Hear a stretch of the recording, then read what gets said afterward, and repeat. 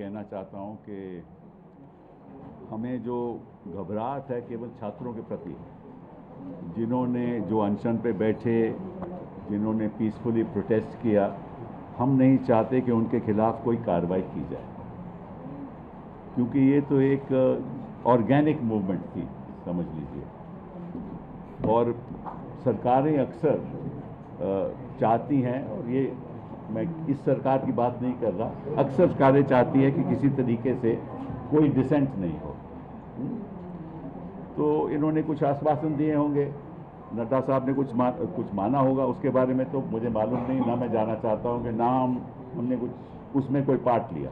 लेकिन जब मेरे पास आए तो मैंने कहा कि भाई कानून के आधार पे हम आपकी मदद करेंगे, और ज़रूर मदद करेंगे, और हम करेंगे। तो इसको सामने रखते हुए मैंने कहा कि जहाँ जहाँ भी हिंदुस्तान में, बिहार में हो, आसाम में हो, बंगाल में हो, महाराष्ट्र में हो, जहाँ जहाँ भी पीसफुल प्रोटेस्ट हुए हैं और जहाँ जहाँ छात्रों को टारगेट किया जा रहा है या प्रोटेस्टर्स को टारगेट किया जा रहा है, वहाँ हम चाहेंगे कि अगर कोई मुकदमा कोई डालेगा, कोई भी सरकार, तो हम फिर उसके लिए एक व्यवस्था बनाएंगे ताकि वहाँ कुछ हमारे वकील खड़े हो सकें। तो इसी सोच के साथ हम चाहते हैं कि कोई कार्रवाई नहीं हो, अगर एफआईआर होती है तो एफआईआर विड्रॉ हो। और मैंने कहा है कि हम एक ये सीजेपी ढांचा बनाएगी कि किस जगह पे क्या हुआ है, किस छात्र को, किस प्रोटेस्टर के खिलाफ कार्रवाई हुई है, चाहे कि मुफस्सिल में हुई हो, वहाँ कौन वकील है जो हमारी मदद कर सकता है। ठीक है, फिर ये लोग वेबसाइट बनाएंगे, मैं नहीं करूँगा, ये लोग खुद वेबसाइट बनाएंगे। उस वेबसाइट पे जो वकील लोग मदद करना चाहते हैं वो अपना नाम देंगे, कहाँ वो रहते हैं, किस तरह से मदद करेंगे, प्रो बोनो मदद करेंगे या उनके पास कुछ थोड़ा बहुत देना पड़ेगा। तो इस संदर्भ में मैंने कहा है कि मैं अपनी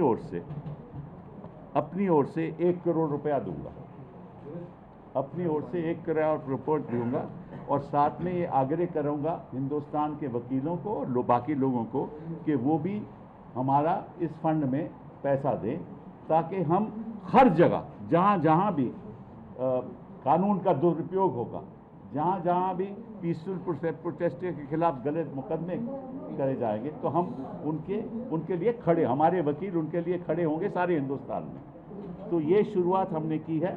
ठीक है, वो फंड केवल इसीलिए खर्च होएगा, मगर अगर मैंने 1 करोड़ रुपया दिया है, उसमें 1 रुपया भी किसी और चीज़ के लिए इस्तेमाल नहीं होगा, केवल उनकी प्रोटेक्शन के लिए, प्रोटेस्टर्स की प्रोटेक्शन के लिए, और जो गलत तरीके से जिनके खिलाफ कार्रवाई हो रही है कानूनी, उनकी प्रोटेक्शन के लिए। और जो भी फंड इसमें आएगा उसी लिए होगा, किसी और उसका दुरुपयोग नहीं होगा। एंड उसका जो डिसबर्समेंट है उसमें मेरा कोई लेना देना नहीं है, ये खुद करेंगे। मैंने तो कंट्रीब्यूशन देना है, वो मैंने ऐलान कर दिया, वो मैं कंट्रीब्यूशन देंगे, बाकी इनकी जिम्मेदारी है क्या करना है क्या नहीं करना।